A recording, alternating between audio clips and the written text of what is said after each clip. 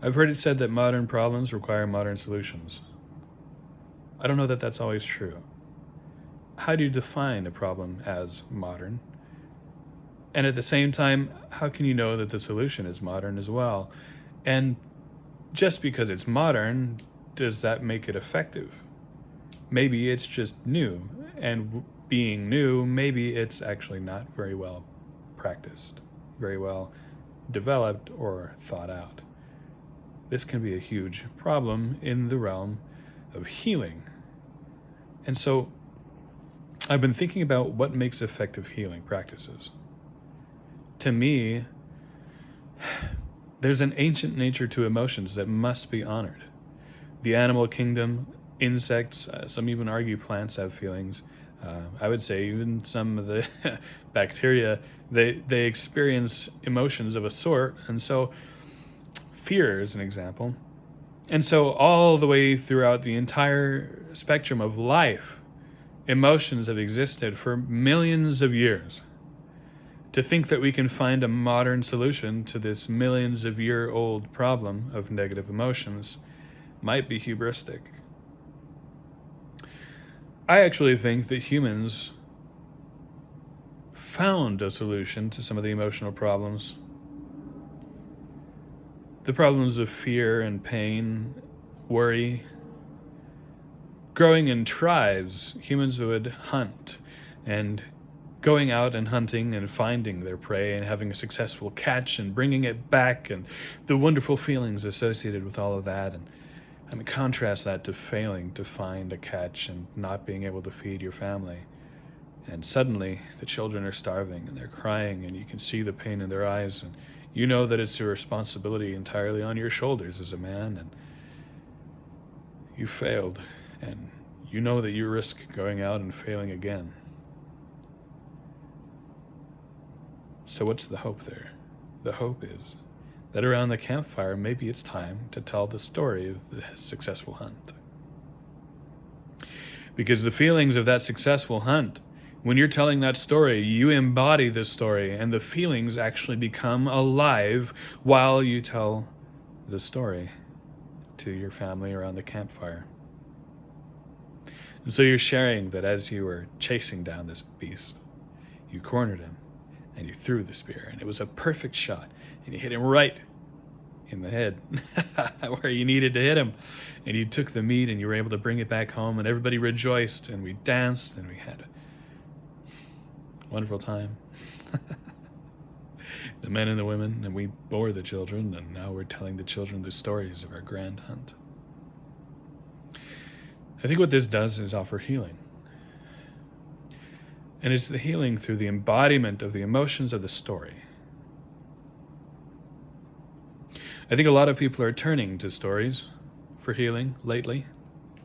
It's becoming obvious that a lot of the methods for healing and psychological diagnosis and it's just failing. There are some people that has been able to help, no doubt. Okay, sure.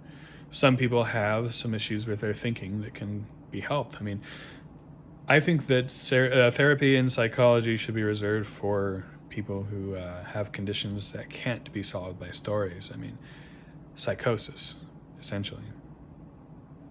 But for people who are sad or anxious or depressed, have you ever just watched a TV show or a movie that you really love, where everything just is so awesome?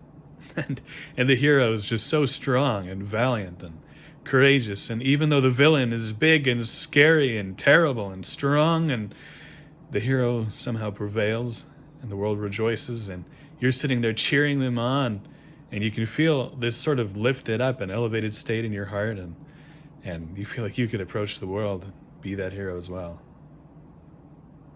I think that's what stories are for. They're for healing. So one of the techniques that I like to do with shadow work is to delve into stories. Sometimes that can be the story of your own life. When did you have a moment of genius or a moment of success?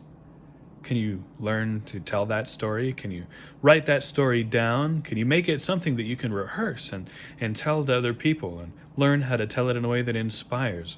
and really breathes into them the emotion of success and happiness and joy and genius and generosity. And with that, can you tell that story to yourself and reconnect with those feelings? And when you're connected with those feelings, don't you just act better as well? Don't you enjoy your life more? Aren't you primed to actually succeed? That's how I am when I have these moments. When I talk about the success of my high school choir career, I mean multiple championships in the Texas Music Educators Association competition choir 3 years in a row. When I made my own position as the student director of the choir by volunteering to help when the teacher, who wasn't very good at reading music, would accidentally teach the wrong notes, and we took the choir from getting a 5 at the UIL contest when 5 is bad, we took it up to getting 1s across the board from each judge within the space of a year. And I was a sophomore in high school in the concert choir, which was reserved for juniors and seniors. So not only was I the youngest and somehow in that choir when I shouldn't have been, but I made my own position as the person teaching them, and they loved it. They respected my ability to bring them success. Man, I loved those people. And feeling that way, the way that I felt about those people, I feel about everybody behind the camera watching this right now. I feel that way about you. That I'm just, if I could lead you to the success of your life and really show you the potential of who you are, and then like bring it into your being and actually make it happen, oh my gosh. I'm in love.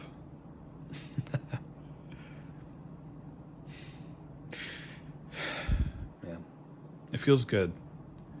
It feels good seeing other people win.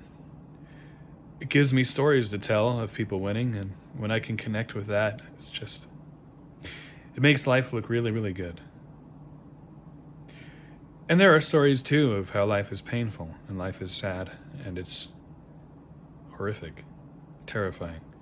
And those are just as important, because what they do is they teach us not to be prideful and to continue to be aware that threats are always at the door. But that doesn't mean we have to be scared of them. It just means that we have to press forward and continue winning. So a technique that I use in shadow work is stories, but I also think that the first thing we need to do when it comes to actually approaching our own shadow is to be aware that the stories of our past are what teach us about ourselves. And the stories about what's been difficult in our lives are how we learn to look at what is unconscious in our present circumstance. So what I mean by that is, if you were a child who was very, and I've used this example in my channel, was very competitive, and you've disowned the competitive part of yourself, you have to look at the stories from your past where you were competitive and then learn from them. And what you need to learn is that it's not bad to be competitive. It's good. It's just that sometimes other people get affected by it. So what you need to learn from that is how to be competitive in a way that doesn't affect people so badly that they hate you.